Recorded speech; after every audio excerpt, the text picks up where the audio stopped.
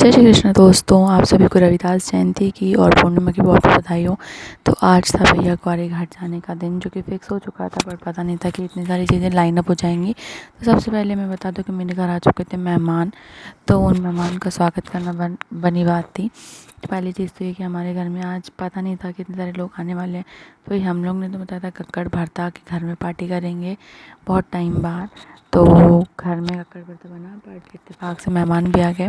मेरी ननद आ गई थी, भैया आ गए थे और बहुत सारे लोग आ गए थे, और शादी का एक कार्ड भी आया साथ ही में। तो ये था भैया कक्कड़ भरता घर का बना हुआ, जिन्हें हमने सर्व भी किया, खाया भी, इंजॉय भी किया। बड़ा अच्छा भी लगा। बट आज पूर्णिमा थी तो व्रत भी था, और साथ में छोटी मोटी लड़की को कन्या भोज भी करा ही दिया हमने साथ में। सो अब आगे बढ़ते हैं। आज का दिन जैसे बताया कि पूरा दिन मेहमानों की आवभगत में निकल चुका था, बट अच्छा लगता है घर में जब आता है, क्योंकि हम निकल नहीं पाते हैं अधिकतर टाइम। तो ये था पूरा समेटा हुआ हमारा किचन, जहाँ पे हमने बढ़िया से मस्ती करी। एंड देन हम मेहमानों को बात टाटा बाय बाय करने के बाद निकल गए वॉक के लिए। And we were not knowing this कि आज रविदास जयंती के उपलक्ष्य में इतनी भीड़ होगी, क्योंकि हम निकले थे कि गणेश मंदिर जाएंगे और ग्वारी घाट जाएंगे। पर ये माहौल देख के तो वापस से नर्मदा जयंती का दिन याद आ गया, और बहुत अच्छा लगा कि हमें रविदास जयंती पर इनके दर्शन भी हो गए। तो भाई हमें रविदास जयंती में इनके दर्शन भी हो गए, और साथ ही में हम पहुंच गए थे गणेश मंदिर। गणेश मंदिर जाते जाते भी हम निकल तो 2 लोग रहे थे, लेकिन साथ में नीचे की बच्चा पार्टी और हमारे सामने एक भाभी रहती हैं, वो भी हमारे साथ चल दी। तो इस तरीके से हम लोग पहुंच गए थे गणेश मंदिर, जहाँ पे हमने गणेश जी के बहुत ही प्यारे दर्शन किए। जैसा कि बताया आज पूर्णिमा भी थी, तो भाई मंदिर में भी बहुत ज़्यादा भीड़ थी। तो इस तरीके से एक तो पैदल चलने में जो मज़ा आता है, वो चाहे आप किसी भी लग्जरियस गाड़ी में भी जाओ तो मज़ा नहीं आता है।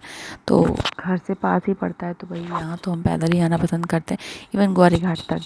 तो आज का दिन भी कुछ ऐसे ही था। कुछ जब चीज़ें आपके माइंड में इतनी ज़्यादा स्ट्रेसफुल रहती है ना, तो वॉक करो तो ज़्यादा अच्छा रहता है, वैसे मैं बता दूँ तो। और इस माहौल में गणेश जी से जो भावनाएं जुड़ती हैं वो अलग ही होती हैं। तो भाई गणेश जी तक जाने का प्लान लेकर घर से निकले थे, लेकिन ग्वारी घाट इतने पास और हम ना जाए पॉसिबल ही नहीं है। तो फिर सबको लेके मैं ज़बरदस्ती इनको मैंने धक्का मारा कि नहीं भाई ग्वारी घाट तो चलना पड़ेगा, और एक वॉक पूरा कंप्लीट करके आएंगे हम लोग। और ऐसे में हमारी एक धार्मिक यात्रा भी हो जाती है। हम लोग कुंभ नहीं जा पाएंगे, मैं नहीं जा पाऊँगी, इसलिए मेरा कुंभ तो भाई मेरी नर्मदा मैया ही हैं। तो यहाँ फाइनली हम पहुँच गए कृष्ण जी से मिलने।